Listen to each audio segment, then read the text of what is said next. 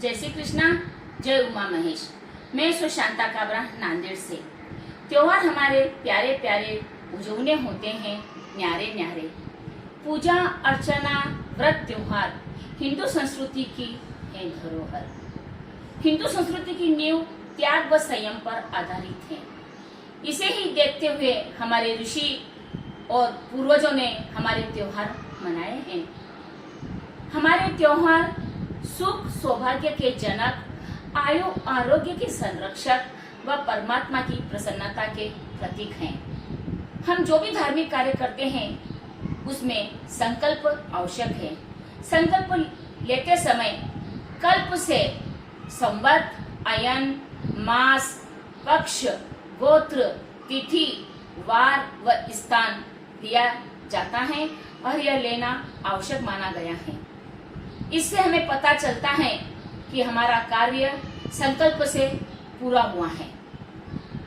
हिंदू धर्म में हमारा व्रत, त्योहार, अनुष्ठान जो भी होते हैं उसमें उद्यापन का बहुत महत्व है। हमारे भारत देश के ऋतुमान को देखते हुए मानव शरीर के पोषक आहार विहार पर संशोधन कर उसे धर्म व अध्यात्म से जोड़कर त्योहार व व्रत मनाए गए हैं, जिससे मानव को मानसिक, शारीरिक व आत्मिक बल मिलता है। हमारे बहुत से त्योहार ऐसे हैं जिसमें हम वनस्पति को पूजते हैं, प्राणियों को पूजते हैं, ताकि उनका ऋण हम पर ना रहे। तो आइए आज हम आपको बताते हैं हमारे धार्मिक उद्यापन व्रत कैसे करते हैं और क्या रिवाज हैं। देखिए, शास्त्र से ज्यादा प्रथा को मान ज्यादा मिला है। एक करा उसकी देखा देखी दूसरा किया। इससे हर गांव की रीति रिवाज व्रत की उद्यापन की अलग अलग है।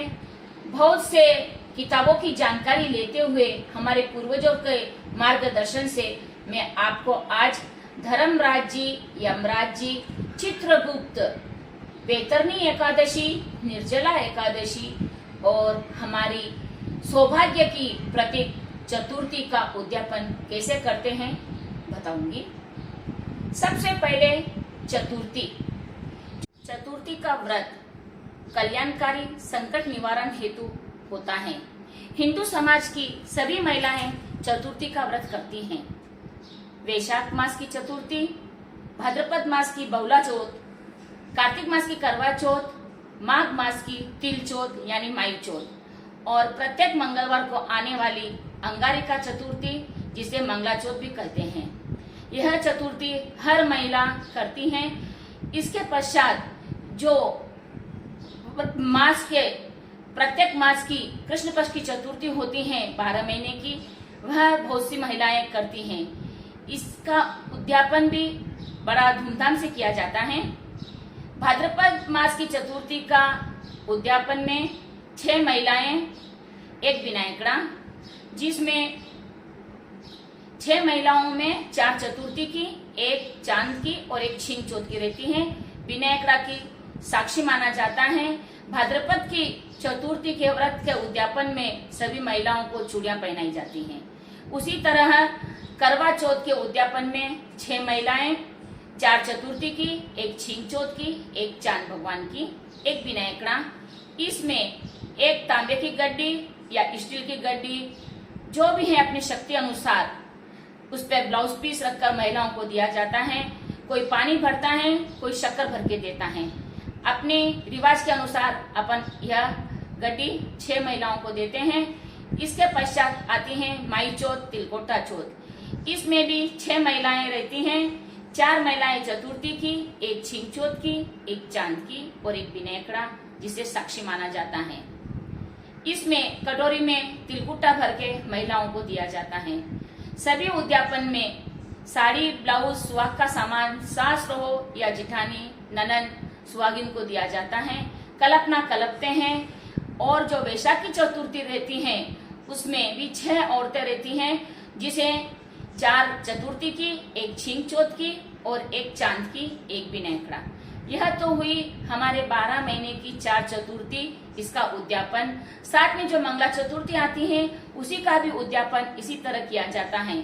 4 चतुर्थी की, एक छिंग की, एक चांद भगवान की और विनायकड़ा, आई हुई महिलाओं को नारियल दिया जाता है। किसी किसी गांव में रिवाज है 13 महिलाएं जिमाने की, तो आप 13 महिला भी अपने गांव के हिसाब से कर सकते हैं। अब आई है महीना का व्रत जो करते हैं उसका उद्यापन। उसके उद्यापन में वैशाख मास की कृष्ण पक्ष की चतुर्थी को बड़ी चतुर्थी मानी जाती है, उसका उद्यापन जब करते हैं इसमें 13 जोड़े जिमाए जाते हैं। जोड़े ब्राह्मण के रहो या अपने परिवार के रहो चलता है। विनायकड़ा रहता है साक्षी के रूप में, छिंग चौथ की एक महिला और एक चांद भगवान की महिला। इस तरह चतुर्थी का व्रत हम महिलाएं करते हैं ना। किसी व्रत में त्रुटि रह जाती है करते समय तो उसका उद्यापन अनिवार्य है। उद्यापन करने से हमारा व्रत का फल मिलता है। यदि हम किसी व्रत का उद्यापन ना करें तो हमारा व्रत निष्फल रहता है। उपछठ का व्रत व उद्यापन। उपछठ का व्रत भाद्रपद कृष्ण पक्ष चंदन षष्ठी कहा जाता है। जब लड़की रजस्वला न हो तो उसकी 6 महिलाएं जिमाती हैं, एक विनायकड़ा रहता है। यदि लड़की रजस्वला हो जाती हैं तो 12 महिलाएं, एक विनायकड़ा। यदि लड़की की शादी होकर उसे बच्चे हो जाते हैं तो 24 महिलाएं और एक विनायकड़ा जिमाते हैं। अब आगे चलते हैं हम जन्माष्टमी की उजोने की ओर। गोकुल अष्टमी हर गर्भवती महिलाएं की यह उजूना किया जाता है। गर्भवती महिलाओं को ही इसमें जिमाया जाता है। 8 गर्भवती महिलाएं, एक विनायकड़ा इस उजोने में जिमाते हैं। यदि गर्भवती महिलाएं न मिले तो जिसे छोटा बच्चा है उसे जिमाते हैं और इसको नारियल या फिर भगवान की पंजरी प्रसाद की कटोरी में भरकर महिलाओं को दी जाती है। कृष्ण भगवान का पोशाक इस उजोने में कराते हैं। अब आगे चलते हैं हम धर्मराज जी व यमराज जी के उद्यापन की ओर। धर्मराज जी और यमराज जी का उद्यापन किसी भी मास में हम कर सकते हैं। ज्यादातर महिलाएं कार्तिक मास और संक्रांति के समय धर्मराज जी और यमराज जी का उद्यापन करती हैं। कहते हैं ना, हम जो भी व्रत करते हैं उसका उद्यापन आवश्यक है। यदि हम उद्यापन ना करें तो हमारा व्रत का फल नहीं मिलता है, हमारा व्रत निष्फल रहता है। महिलाओं में उद्यापन करते समय कुछ न कुछ त्रुटि हो जाती है, उसी त्रुटि के निवारण हेतु हम व्रत का उद्यापन करते हैं। बहुत सी महिलाएं कहती हैं कि हमने तो उद्यापन किया है, हम फिर से करें या ना करें। तो आप अवश्य कर सकते हैं। उद्यापन करने के बाद आप अपने त्योहार का व्रत अच्छी तरह से आप रख सकते हैं, इसमें कोई बाधा नहीं है।